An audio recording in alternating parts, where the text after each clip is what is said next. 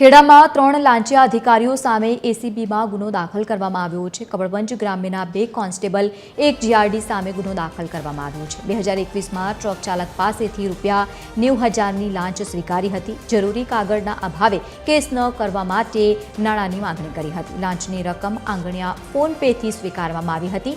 Technical અને સાથે જ અન્ય કામગીરી પ્રમાણે જે રીતે રૂપિયા સ્વીકારવામાં આવ્યા હતા। હવે અંતે કાર્યવાહી કરવામાં આવી। વધુ માહિતી સાથે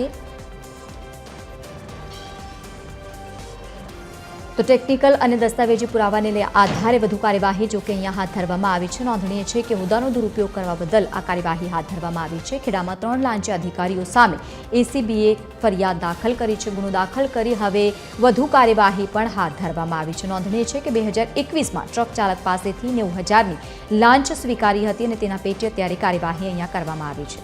વધુ માહિતી સાથે સંવાદદાતા ભાવેશ રાજપૂત જોડાયા છે। ભાવેશ, વધુ એકવાર લાંચિયા બાબુઓ પર કાર્યવાહી, શું વધુ માહિતી?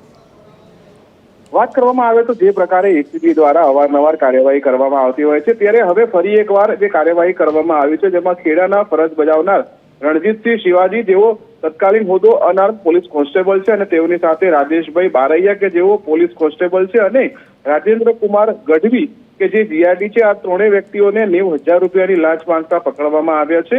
અરજદાર દ્વારા થોડાક સમય પહેલા ટ્રકમાં ઘઉંના કટ્ટા ભરી મોડાસાથી મુંબઈ જવા માટે નીકળ્યા હોય અને તે દરમિયાન ચેકપોસ્ટ પર આ ટ્રક ઉભી રાખીને તેઓની પાસેથી કાગળો માંગવામાં આવ્યા હતા, અને જેમાં કેસ ન કરવો હોય તો ₹5 લાખ આપવા પડશે તેવી માંગણી કરી હતી, અને અંતે આંગણિયા પેઢી મારફતે ₹80,000 તેમજ ઓનલાઈન ₹10,000 મળી કુલ ₹90,000 અરજદાર પાસેથી મેળવી લીધા હતા, અને જે મામલે એસીબીએ સંપર્ક કરીને આ કેસની ઉકેલાઈ છે, અને આ મામલે જે ત્રણેય વ્યક્તિઓ છે તેમની સામે હાલ ગુનો દાખલ કર્યો છે, અને આગળની કાર્યવાહી એસીબી દ્વારા હાથ ધરવામાં આવી છે। જી બિલકુલ ભાવેશ, આભાર સમગ્ર માહિતી સાથે જોડાવા બદલ।